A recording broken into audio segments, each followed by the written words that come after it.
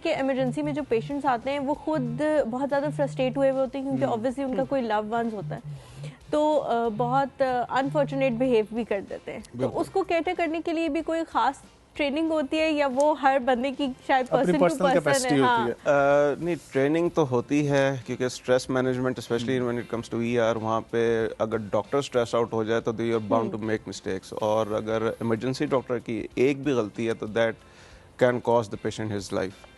तो ट्रेनिंग में that is one part के how to relieve your stress. लेकिन अगर तो फैमिली मेम्बर्स थोड़े से एग्रेसिव हो जाते हैं, ख़बरों में भी हम देखते हैं कि डॉक्टर्स को मारा है, ये वो किया है, बहुत अफसोसनाक बात है कि कोई भी डॉक्टर अपने पेशेंट को ख़राब नहीं करेगा। बिल्कुल। जानते हुए कभी भी नहीं करेगा। गलती इंसान से हो जाती है, लेकिन दैट्स वाई सीनियर्स, कंसल्टेंट्स और मल्टीडिसिप्लिनरी अप्रोच आजकल अपनाई जा रही है कि एक बंदे से कुछ मिस हो रहा है तो दूसरा बंदा पिक कर ले।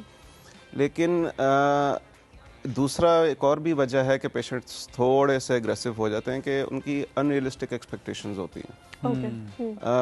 वो ये समझते हैं कि पेशेंट को अब इमरजेंसी में ले आए हैं तो उसको ठीक करके भेज देंगे। अब हमारे पास अक्सर पेशेंट्स आते हैं कि जिसको हार्ट का भी मसला होता है, शुगर भी है, ब्लड प्रेशर भी है, किडनी भी है, और मसला कब से चल रहा है जी, 2 हफ्तों से या महीने से चल रहा है, वो 1-2 दिन में ठीक नहीं होगा। That is going to take time.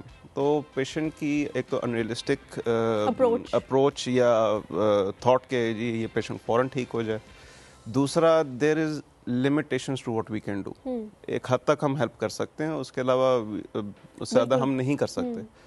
तो पेशेंट को अग्रेसिव तो होते हैं, लेकिन काउंसलिंग अगर की जाए पेशेंट के अटेंडेंट्स की, फैमिली की, कि this is what it is, this is what we are thinking and this is something that might happen, तो उससे काफ़ी पेशेंट की एग्रेशन, फैमिली की एग्रेशन वो कम हो जाती है। अगर तो उनको लूप में रखा जाए, उनको पेशेंट के अपडेट्स देती जाए और बी ऑनेस्ट कि क्या पेशेंट के साथ चल रहा है और पेशेंट का क्या हो सकता है, आउटकम क्या हो सकता है।